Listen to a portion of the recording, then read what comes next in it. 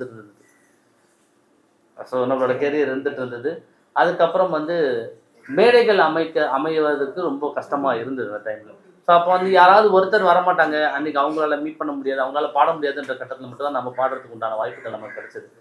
அன்னைக்கு ஆரம்பிச்சு அதுக்கப்புறம் வந்து கொஞ்சம் கொஞ்சமா மேடைகள் தனக்கு தான் எனக்கு நானே அமைச்சுக்கிட்டு அந்த ஒரு ஒரு மேடைகள்லையும் பாடி, அதுக்கப்புறம் வந்து அங்க பத்தாம அதுக்கப்புறம் நம்மளோட கெரியர்ல வேற ஏதாவது ஒண்ணு புதுசா சாதிக்கணும் அப்படின்னு நிறைய ரியாலிட்டி ஷோஸ்லாம் வந்து அட்டன் பண்ணேன். தமிழ்ல இருக்கக்கூடிய சேனல்கள்ல மெஜாரிட்டி சேனல் ரியாலிட்டி ஷோல நான் பாடியிருக்கேன். அதுல முதல் ரவுண்ட்லயே வந்து வெளிய கூட அனுப்பிடுவாங்க. நீங்க வேண்டாம் போங்க அப்படின்னு. நிறைய தோல்விகள் கண்டிப்பா இருக்கு வாழ்க்கையில. அந்த தோல்விகளை தாண்டி நிறைய ரியாலிட்டி ஷோல நம்ம முன்னாடியும் வந்திருக்கோம். அந்த ரியாலிட்டி ஷோல பாடியும் உள்ள வந்திருக்கோம். ஒரு சில முக்கியமான ரியாலிட்டி ஷோவும் இருக்கு. அதுக்கப்புறம் வந்து இண்டஸ்ட்ரி நமக்கு ஒரு மேஜரா நம்மளோட ஃபோக்கஸ் என்னவா இருந்தது அப்படின்னா பிளேபேக் சிங்கர் ஆகணும். நம்மளோட கெரியர்ல பிளேபேக் சிங்கரா மாறணும் அப்படின்றத நம்மளோட ஃபோக்கஸ் இருந்தது. ஸோ பிளேபேக் சிங்கர் ஆகணும் அப்படின்னா அதுக்கு என்ன பண்ணணும்னா சினிமாவில் பாடணும் இல்லையா? அதுக்கான வாய்ப்புகளை தேடி அலைய ஆரம்பித்தோம். அந்த இடத்துல நிறைய பேரை நான் சந்திக்க முற்பட்ட டைம் அது. நிறைய பேரை போய் மீட் பண்ணினோம், டைரெக்டாக மீட் பண்ணினோம். நிறைய பேர் வந்து இன்னைக்கு பாடுவோம், நாளைக்கு பாடுவோம், நாளன்னைக்கு பாடுவோம் அப்படின்ற மாதிரி போயிட்டு இருந்தது. அதுக்கப்புறம் ஒரு சில வாய்ப்புகளும் அமைஞ்சது. அரௌண்ட் ஒரு 35 படம் வந்து நான் தமிழ், தெலுங்கு, மலையாளம், கன்னடம் 4 லாங்குவேஜ்லேயும் பாடியிருக்கேன். பாடல்கள் பாடியிருக்கேன். அதுக்கப்புறம் வந்து ஒரு சில விஷயங்கள் நமக்கு நடக்கும், ஆனால் கடைசியில் நடக்கலை அப்படின்னும் போது நமக்கு ஒரு வருத்தம் வரும் இல்லையா? அந்த வருத்தத்தில் உருவானது தான் அந்த கம்போசிங். ஸோ நமக்கான வாய்ப்புகளை நம்மளே தேடிக்கலாம். நம்ம பாடணும், நம்ம பாடுறதுக்கு நம்ம என்ன பண்ணணும் அப்படின்னா நம்மளே வந்து கம்போஸ் பண்ணால் நம்ம பாட முடியும் இல்லையா? அந்த மாதிரி ஒரு விஷயத்துக்காக தான் அந்த கம்போசிங் அப்படிங்கிற ஆஸ்பெக்ட் வந்து லைஃப்குள்ளே வந்தது. ஸோ நிறைய இப்போ புதுசாக எக்ஸ்ப்ளோர் பண்ண ஆரம்பித்தேன். நிறைய பேரை போய் மீட் பண்ணி அவங்க கிட்ட இருந்து தெரிஞ்சுக்கிட்டு, ஒரு சிலர் கேட்டாலும் நமக்கு சொல்ல மாட்டாங்க இல்லையா? உங்களுக்கு இதெல்லாம் சொல்லித்தர முடியாது அப்படின்னு. அவங்க பக்கத்துலலாம் போய் உட்காந்து பார்த்து என்ன பண்ணுறாங்க ஏது பண்ணுறாங்க அப்படின்னு நம்மளா தெரிஞ்சுக்கிட்டு அந்த மாதிரி உருவான விஷயம் தான் வந்து மியூசிக் டைரக்ஷன். ஸோ இன்னைக்கு வந்து இப்போ அட் ப்ரெசன்ட் இங்கே நான் உட்காந்துருக்கிறது என்னோட படத்தோட ரிலீஸ்க்காக வேண்டியதான். 12th அன்னைக்கு December 12th என்னோட படம் ரிலீஸ் ஆகுது, மகாசேனா. இந்த படத்தில் வந்து நான் மியூசிக் கம்போசராக வந்து ஒர்க் பண்ணியிருக்கேன். இந்த இடத்துக்கு வர்றதுக்கு அப்படின்றது நம்மளோட ஃபேமிலி பார்த்தீங்கன்னா என்னோட பேரண்ட் வந்து சிங்கிள் பேரண்ட், எனக்கு அம்மா மட்டும் தான் எனக்கு. ஸோ நானும் என் தம்பி, என்னோட அம்மா, தாத்தா, பாட்டி அப்படின்னு 6 பேர் சேர்ந்த குடும்பம் நாங்கள் இருந்தது ஒரு குடிசை மாற்று பகுதியில், குடிசை மாற்று வாரிய பகுதியில் தான் நாங்கள் இருந்தோம். எங்களோட வாழ்வாதாரம் அவ்வளோதான் இருந்தது. அம்மா வேலைக்கு போனால் மட்டும்தான் அடுத்த வேலை சாப்பாடு குடும்பத்துக்கு அப்படின்ற ஒரு கட்டம் தான் எங்களோட கட்டம். ஏன்னா அன்னைக்கு காலகட்டங்களில் எங்களுக்கு யாரும் உதவவும் இல்லை. எங்களை வந்து சொந்தக்காரங்களே சொல்கிறேன், ரிலேட்டிவ் சொல்கிறேன், நிறைய பேர் ஒதுக்கவும் செஞ்சாங்க.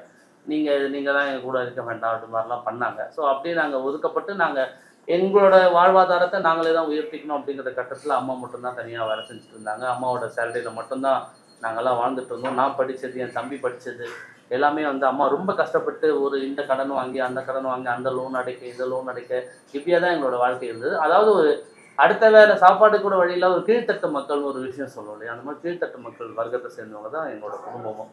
ஸோ அப்படி இருக்கும்பொழுது ஒரு நாள் வந்து நான் கஷ்டப்பட்டு அம்மா படிக்க வச்சுட்டாங்க, படித்து முடிச்சாச்சு.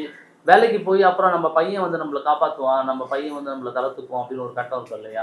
அந்த மாதிரி கட்டம் இருக்கும்போது அப்போ நான் இன்னொரு குண்டு தூக்கி போட்டேன். கொஞ்ச நாள் வேலைக்கும் போயிருந்தேன், வேறு வேலை செஞ்சுருந்தேன். அப்போ நான் அம்மா கிட்ட வந்து இல்லைம்மா எனக்கு மியூசிக்கில் தான் எதுவும் ஒன்று சாதிக்கணும், மியூசிக்கில் ஏதோ ஒன்று பண்ணணும்னு தான் தோணுது, எனக்கு இந்த வேலை பிடிக்கலாமா நான் அப்படின்னு சொல்லும்பொழுது மறுபடியும் அவங்க ஓட வேண்டிய கட்டாயம் இல்லையா? நம்ம இப்போ அடுத்த பையன் வந்துட்டான், பையன் தான் காப்பாற்றுவான்ற சுச்சுவேஷன் இருக்கும்போது பையன் காப்பாற்ற மாட்டான், மறுபடியும் பையன் வந்து ஏதோ ஒன்று பண்ண போவான்னா எல்லா அம்மாவும் பயந்து இல்லைப்பா வேண்டாம்ப்பா நீ வந்து படிக்க வேண்டாம், சரி இப்போ வேலைக்கு போ நீ மியூசிக்லாம் வேண்டாம்ப்பா அப்படி தான் சொல்லுவாங்க.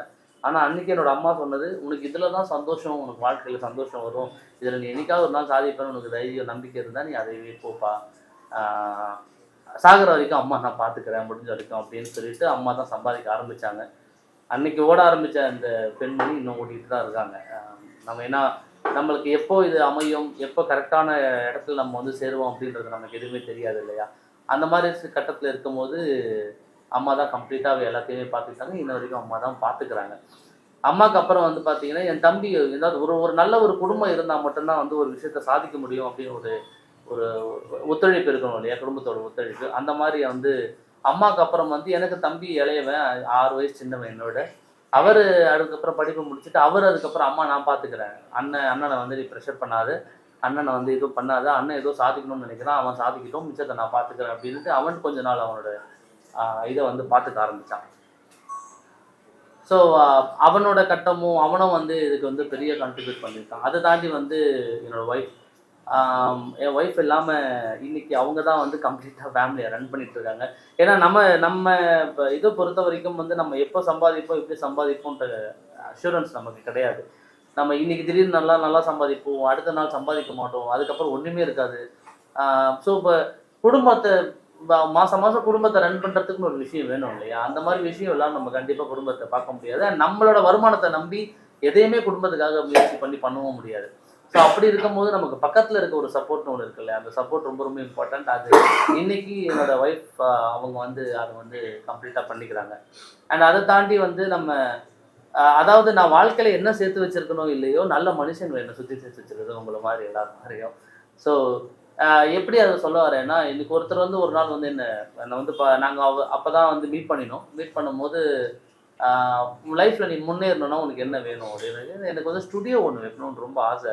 அதுக்கான செலவுகள் 25 லட்சம் 26 லட்சம் 30 லட்சம் ரூபாய் இன்னைக்கு ஒரு இல்லாமல் ஒரு ஸ்டுடியோ, நல்ல ஸ்டுடியோ வைக்க முடியாது. ஸோ அந்த மாதிரி இருக்கும்போது நல்ல ஒரு ஸ்டுடியோ வந்து கன்ஸ்ட்ரக்ட் வைக்கணும்னு ஒரு ஆசை இருந்தப்போ அவர் என்கிட்ட கேட்டார், உனக்கு என்ன வேணும்னு. நம்ம ஸ்டுடியோ வைக்கணும்னு ஆசைப்படுறேன். அப்போ ஸ்டுடியோ வைக்கணும்னா அதுக்கு என்ன செலவாகணும், இவ்வளோ செலவாகும், இதெல்லாம் பண்ண வேண்டி இருக்கும் அப்படின்னு. ஸோ ஸ்டுடியோ வச்சா வாழ்க்கையில் நீ முன்னேறிட முடியுமா அப்படின்னா, முன்னேற முடியும், கண்டிப்பாக முன்னேற முடியும். டைம் எடுக்கும், ஆனால் கண்டிப்பாக ஒரு நாள் சாதிச்சிடுவேன் அப்படிங்கிற விஷயம் வந்து அவர்கிட்ட நான் சொன்னேன். அன்னைக்கு அவர் வந்து அவர் கையில் இருந்த காசு, அவர் சுற்றி இருந்த மக்களோட காசு கேட்டு, எனக்காக நிறைய பேர்கிட்ட போய் கேட்டு, நிறைய பேர்கிட்ட வந்து கேட்டுன்றது தாண்டி நிறைய பேர்கிட்ட கெஞ்சி, இந்த மாதிரி நாங்கள் ஒன்று பண்ணுறோம், ஒரு விஷயம் இதற்காக நாங்கள் ஒரு விஷயம் பண்ணணும்னு ஆசைப்பட்றோம், அந்த விஷயத்து இதுவாக இருக்கணும் அப்படின்னு ஒரு ஸ்டுடியோ வந்து எனக்கு அமைச்சு கொடுத்தாரு. அவரோட பேர் நாகேஸ்வர். அதுதான் அவர் என் பக்கத்தில் தான் உட்காந்துருக்காரு. ஸோ இன்னைக்கு அவரும் இந்த இடத்துல என் பக்கத்தில் இருக்கணும்னு நான் ரொம்ப ஆசைப்பட்டேன். அதனால தான் நீங்கள் உட்காருங்க. ஏன்னா அவரோட முகமும் வந்து தெரியணும். ஏன்னா ஒருத்தர் வளர்றாரு அப்படின்னா அவருக்கு பின்னாடி வந்து ஒரு உந்துதல் இல்லாமல் யாருமே வளர முடியாதுங்க. யாராவது ஒருத்தர் சப்போர்ட் பண்ணணும் இல்லையா? ஒன்று ஃபேமிலி சைட்லேருந்து சப்போர்ட் பண்ணணும், இல்லைனா வந்து ஃப்ரெண்ட்ஸ் சைட்லேருந்து சப்போர்ட் பண்ணணும், இல்லைனா வந்து நமக்கு வெல் விஷஸ் அவங்களாம் சப்போர்ட் பண்ணணும். அண்ட் இதெல்லாம் தாண்டி ஒட்டுமொத்தமாக ஒரு சப்போர்ட்டிவான ஒரு சர்க்கிளே நமக்கு இருக்குது அப்படிங்கிறது கடவுள் கொடுத்த வரமாக தான் நான் பார்க்குறேன். அந்த மாதிரி வரம் தான் இவரும் எனக்கு. ஸோ இன்னைக்கு நீங்கள் இங்கே உட்காந்துருக்க ஸ்டுடியோவும் வந்து எங்களோட என்னோட ஸ்டுடியோ தான். மடிப்பாக்கத்தில் இன்னொரு ஸ்டுடியோ, எங்களோட ஸ்டுடியோ ஒன்று இருக்குது. அந்த ஸ்டுடியோ தான் நாங்கள் மெயினாக கன்ஸ்ட்ரக்ட் பண்ணிட்டோம். அந்த ஸ்டுடியோவில் தான் இந்த மகாசேனா படமும் வந்து நடந்திருக்கு.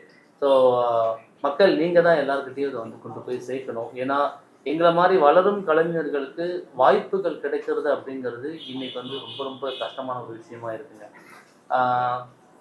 ஒரு கட்டத்தில் வந்து வாய்ப்புகள் நிறைய கிடைச்சிது, ஆர்டிஸ்ட் கம்மியாக இருந்தாங்க. இன்னைக்கு வந்து ஆர்டிஸ்ட் நிறைய இருக்காங்க. நீங்கள் இப்போ என்னைய மாதிரி வந்து இடத்துக்காக ஒரு ஒரு ஆப்பர்ச்சுனிட்டிக்காக வெயிட் பண்ணுற எத்தனையோ music composers, singers, dancers, artist, நீங்கள் எவ்வளோ சொன்ன actress, directors, art directors, stun டைரக்டர்ஸ்னு எவ்வளோ பேர் நம்ம இந்த டிபார்ட்மெண்ட்டில் எல்லா டிபார்ட்மெண்ட்லேயுமே வந்து திறமை நிறைய இருக்குது. ஆனால் அது வெளிக்கொண்டு வர்றதுக்கான ஒரு வழி இல்லை. ஸோ அந்த வழி எப்போ வரும் அப்படின்னா அது நமக்கு தெரியலை, நம்ம கெஸ் பண்ணவும் முடியல. ஏன்னா இப்போ ஒரு கம்பெனியில், கார்பரேட் கம்பெனியில் வேலை செய்கிறோம் அப்படின்னா அடுத்த ஒரு 5 வருஷத்தில் நான் வந்து ஒரு பொசிஷனுக்கு போயிடுவேன் அப்படின்னு நம்மளால் ஒரு நம்பகத்தன்மையாக ஒரு விஷயம் சொல்ல முடியும். ஆனால் இங்கே அது எப்போ நடக்கும், எப்படி நடக்கும், எப்போ கொண்டு வர முடியும், எப்படி கொண்டு வர முடியுன்ற அந்த இது வந்து யாருக்குமே தெரியல. ஸோ முயற்சிகளுக்காக போராடிட்டு இருக்கோம், அந்த வாய்ப்புகளுக்காக போராடிட்டு இருக்கோம். வாய்ப்புகள் கிடைச்சதுன்னா மட்டும்தான் எங்களோட திறமைகளையும் வந்து வெளியே கொண்டு வந்து காட்ட முடியும்.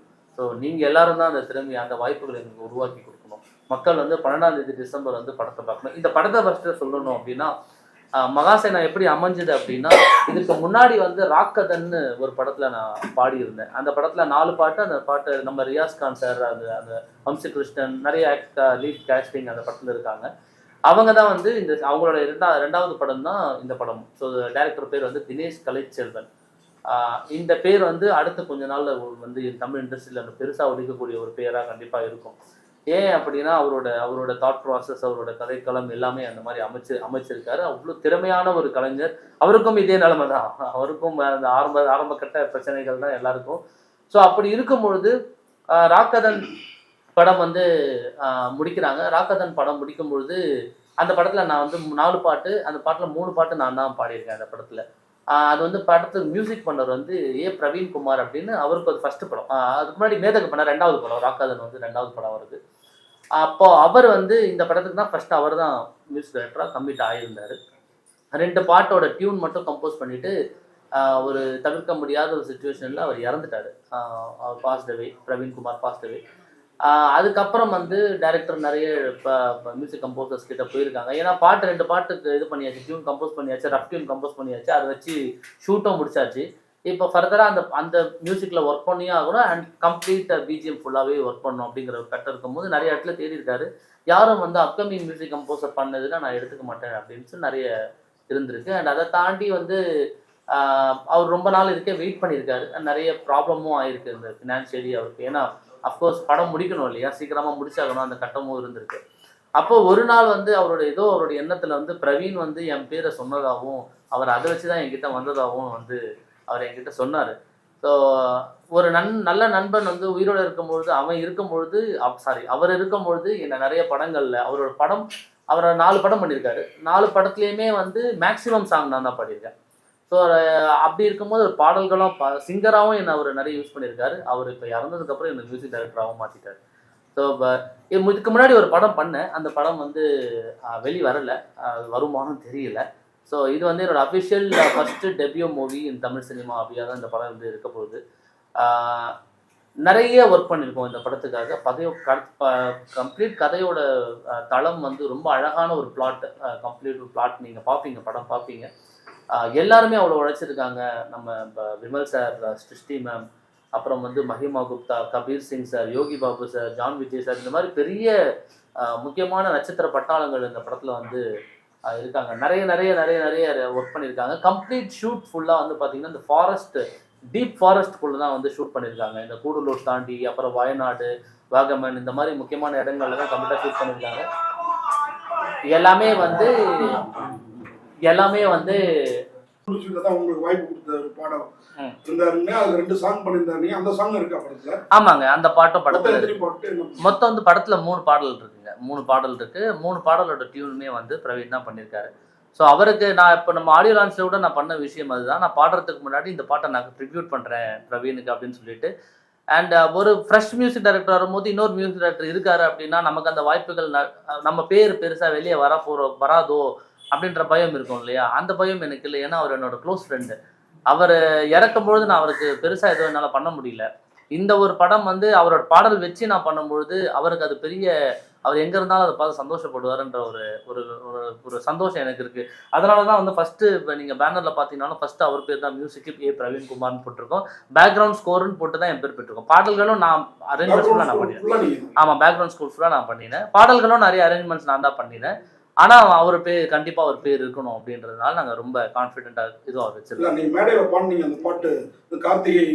அந்த பாட்டோட டியூன் வந்து கம்போஸ் பண்ணது, ஆமாம், அது கம்போஸ் பண்ணது நம்ம அவர் பிரவீன் குமார் தான் அந்த பாட்டோட இனிஷியல் கம்போஸ் பண்ணியிருக்காரு. சந்தோஷமா பாடலாம் சார். யார் இங்கு வாழணும், யார் இங்கு மாலனும், யார் என்று யாரிடம் யார் கேட்பது, யார் ஆசையாகினும் யார் திசையாகினும் அவன் ஆசை நெஞ்சிலே யார் ஏற்பது, யாழீஸ்வரா யாழீஸ்வரா யாவுக்குமே நீஸ்வரா, சேனாவன் சேயோனவன் சேரும் இடம் யாழி சிவன், யார் இங்கு வாழணும் யார் இங்கு மாலனும், யார் என்று யாரிடம் யார் கேட்பது. ஸோ இந்த பாட்டை வந்து பாடினவர் வந்து நம்ம வி மகாலிங்கம் அண்ணா தான் வந்து பாடியிருக்காரு இந்த பாட்டை. இதை டியூன் கம்போஸ் பண்ணது வந்து பிரவீன் வந்து கம்ப்ளீட்டாக கம்போஸ் பண்ணிருக்கேன். இதுக்கு அரேஞ்ச்மெண்ட்ஸ் ஃபுல்லாக மட்டும் தான் நான் சப்போர்ட் பண்ணிருக்கேன். இந்த பாட்டு பாடி இருக்கீங்க, நான் யூடியூப்ல ப்ரொடியூஸ் பண்ணிக்கலாமா? ஒரு சின்னதா ஒரு மியூசிக் கட் ஆகும்போது எதுவும் பேச மாட்டீங்க, வளர்ந்த பிறகு காப்பிரைட்லாம் போட்டுறீங்க, யூஸ் பண்ணலாமா யூஸ் பண்ணக்கூடாது? சார் இது வந்து காப்பிரைட்ஸ் அப்படிங்கிறது வந்து நம்ம இப்போ ஒரு சேனலுக்கு கொடுத்துருக்கோம்ல சார், அவங்க மேஜரா டிசைட் பண்றதா என்னன்னா இப்போ நீங்க பிரஸ் மீட்ல பாடிட்டீங்க. ஆமாங்க, சரிங்களா? நாங்க இதை யூஸ் பண்ணலாமா யூஸ் பண்ணக்கூடாதா? ஏன்னா நீங்க அவங்க கிட்ட வந்து மியூசிக்கை கம்போஸ் பண்ணி நாங்க வந்து போட போறது கிடையாது, பாட்டை தான் போட போறோம். ஆமாங்க. சரி, யூஸ் பண்ணா நீங்க காப்பிரைட் போடுவீங்களா? இல்ல நான் போட மாட்டேன் சார். நான் ஏன்னா எனக்கு நீங்கெல்லாம் பாடணும், நீங்கெல்லாம் கூட சேர்ந்து பாடணுன்றது தான் அந்த மெயின் நோக்கமா இருக்கு. நான் கம்ப்ளீட்டா நான் என்னோட சைட்ல இல்ல. மேபி சேனல்ல அவங்க போடுவாங்களான்றது எனக்கு தெரியல. அவங்க கிட்ட நம்ம போடாதீங்கன்னு சொல்லிடுங்க. சரி போடாதீங்க.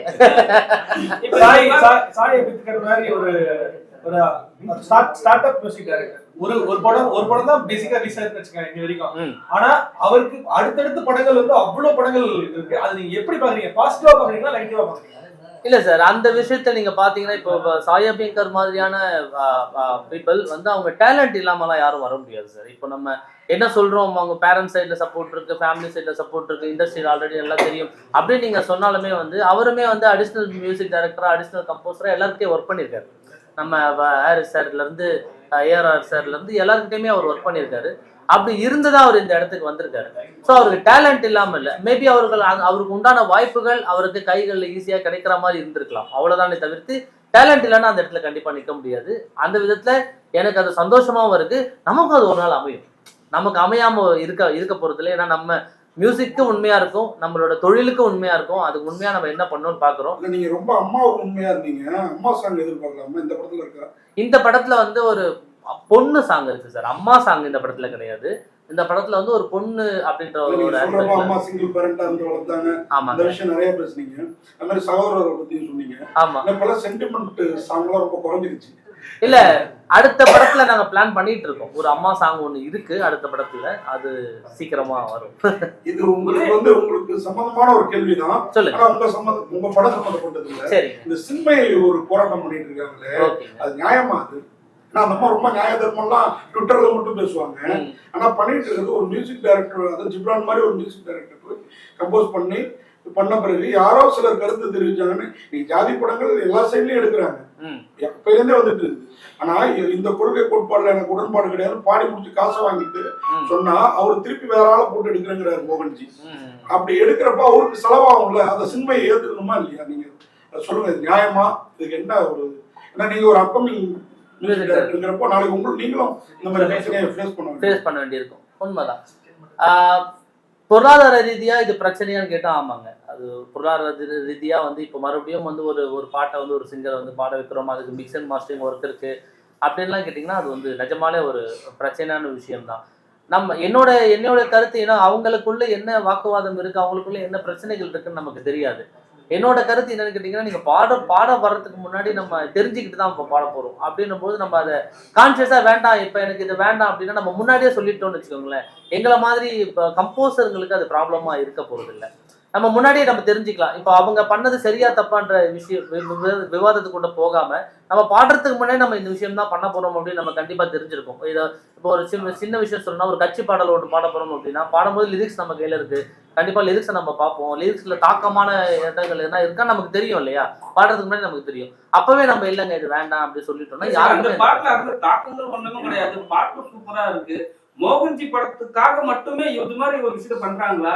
ஏன்னா நீங்க பாத்தீங்கன்னா அவங்க மீட் எதுவாக இப்ப சோசியல் மீடியால வந்தாவே அந்த மீட்டூர் வந்து அவங்க அதான் பிரச்சனை வந்து ஸ்டார்ட் பண்ணி போவாங்க. இப்ப வந்து 2-3 பேர் வந்து கமெண்ட்ஸ் தவறான கமெண்ட்ஸ் கொடுத்ததுனால உடனே வந்து இது மாதிரி நான் பாடுறது தவறுன்னு சொல்றதெல்லாம் எங்க இருக்கு நியாயம்? பணம் வாங்கி ஒரு நிமிஷம் பணம் வாங்கி கொண்டு இப்ப வந்து மோகன்ஜியே சொல்றாரு, என்னோட வருத்தம் என்னன்னா என் ப்ரொடியூசருக்கு நான் உண்மையா இருக்க முடியலையே அப்படின்றாரு. இது எந்த விதத்துல சரிப்படும்? இல்லை சார், இங்க நம்ம வந்து ஒரு காமன் ஆடியன்ஸா நம்ம பார்த்தோம்னா சார், இங்க வந்து ஜாதி ரீதிகளான பிரச்சனைகள் ஏதோ ஒரு இடத்துல ஏதோ ஒரு குட்டியா ஒரு விஷயம் இல்ல சார், அது பாட்டுல கிடையாது. ஆமா, பட் ஆனா அந்த மாதிரி விஷயங்கள் இருந்துட்டு அந்த தாக்கங்கள் எங்கேயோ ஒரு இடத்துல இருக்கு. ஆனா இப்போ ஒரு எக்ஸாம்பிளுக்காக நான் இங்க சொல்றேன் சார், இந்த பதிவு பண்றதுக்காக நான் சொல்லல, ஒரு எக்ஸாம்பிளுக்காக சொல்றேன்னா, இப்போ வந்து நான் வந்து நான் பிராமின், இவர் வந்து பிராமின், நாங்க 2 பேர் சேர்ந்து தான் கம்பெனி ரன் பண்றோம், சரிங்களா? இப்போ எனக்காக வந்து சப்போர்ட் பண்றதுல நான் எனக்கு நான் பிராமின் தான் எனக்கு சப்போர்ட் பண்ணணும், எனக்கு வந்து இவங்க தான் சப்போர்ட் பண்ணணும் அப்படிங்கிற விஷயமே இங்க இல்லை. எனக்கு சப்போர்ட் பண்றது யாருன்னா பிராமின்ஸ் தான். பிராமின்ஸ், முஸ்லிம்ஸ், கிறிஸ்டியன்ஸ், இந்த மாதிரி எல்லா சாரார்களும் இப்போ எனக்கு இந்த படத்துக்கு நான் உழைக்கிறதுக்கு முக்கியமான பங்கு வகிக்கிறதுல பிராமினும் இருக்காங்க, முஸ்லிம்ஸும் இருக்காங்க, கிறிஸ்டியன்ஸும் இருக்காங்க. ஏன்னா அவங்க எல்லாம் சேர்ந்து தான் எனக்கு ஸ்டுடியோ வச்சு கொடுத்துருக்காங்க. ஸோ அப்படின்னு பார்த்தா இங்க அந்த மாதிரி கோட்பாடுகளே வந்து நம்ம பேச்சு வாக்கில் நம்ம சொல்லிட்டு போறோம் சார். நம்ம இங்க என்ன நீங்க ஒரு ஜாதிய ரீதியா பாக்குறீங்களா அப்படிலாம் நம்ம சொல்றோம். உண்மைக்கு உள்ள வந்து பாத்தீங்கன்னா அந்த மாதிரி விஷயங்களே இல்லை சார். நம்ம இங்க எல்லாருமே சமம் அப்படிங்கிற கோட்பாடு நமக்குள்ள எல்லாருக்குள்ளேயும் இருக்கு. அது ஏதோ ஒரு இடத்துல நம்ம ஒத்துக்கிறதுக்கு தயங்கிட்டு இருக்கோம்.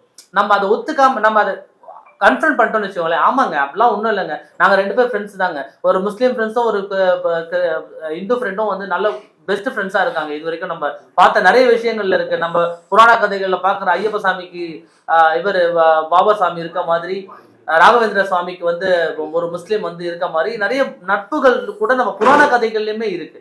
ஸோ இங்க ஜாதிய ரீதிகளான கோட்பாடுகள் நம்மளை தக்க வச்சுக்கிறதுக்காக பண்ற விஷயமா தான் இருக்கே தவிர்த்து அது வந்து உண்மைக்கு உள்ள இருக்கான்னு கேட்டீங்கன்னா அது இல்லன்னா எனக்கு என்னோட இல்ல சார். அவங்கள சொல்லல சார், அதாவது நான் காமனா சொல்லிட்டு இருக்கேன் சார், எல்லாருமே ஃப்ரெண்ட்ஸ் தான், எல்லாருமே சமம் தான் இங்க அப்படிங்கிற கோட்பாடு தான். ஒரு இஸ்லாமியர் நிறைய இந்து கடவுளை பத்தி பாட்டு பாடியிருக்காரு. எனக்கு எம்மதமும் சமுதாயம் வந்து எல்லாரும் பாக்குறாங்க அப்படின்றாரு. அப்போ ஒரு மோகன்ஜி ஜாதி படமே எடுத்திருந்தாலும் இப்ப பாரஞ்சித்து மாரி செல்வராஜ் எல்லாம் அந்த படம் தான் எடுக்கிறாங்க. இவங்க ஒரு குறிப்பிட்ட சமூகத்திற்கு எடுக்கிறாங்க, அவங்க எடுக்கிறாங்க. நீ ரெண்டாவது மோகன்ஜியை பத்தி நோன்னு அவரு இதுதாங்கிறது அவருடைய வலைதளம் எல்லாமே தெரியும். சின்மை இந்த வலை இதுல வந்து பயங்கரமா இருக்காங்க. அப்ப தெரியாமலா போயிருப்பாங்க இந்த தான் பாட போறோங்கிறது பாடிட்டு இன்னைக்கு 2 பேரும் எதிர்ப்பு தெரிவிச்சோன்னு சொல்றது இவ்வளவு செலவு பண்ணி இப்ப நீங்க சொல்றீங்க போராடி வந்திருக்கோன்னு. அப்படிதான் ஜிப்ரான் வந்திருப்பாரு, அப்படிதான் மோகன்ஜி வந்திருப்பாரு. ஒரு கிரௌட் ஃபண்ட்ல தான் எடுக்கிறாரு. அப்படிப்பட்டவருக்கு இந்த மாதிரி பாடி முடிச்சுட்டு பேசுறது தப்பு இல்லையா? நம்ம பண்ண தொழிலே இப்போ மனம் வந்து நான் பாடின அத்தனை சாமி பாட்டும் தப்பு அப்படின்னு இப்ப சொன்னா அது எவ்வளவு தப்பா இருக்கும். அந்த மாதிரி தானே இருக்குது சின்மை சொல்றது.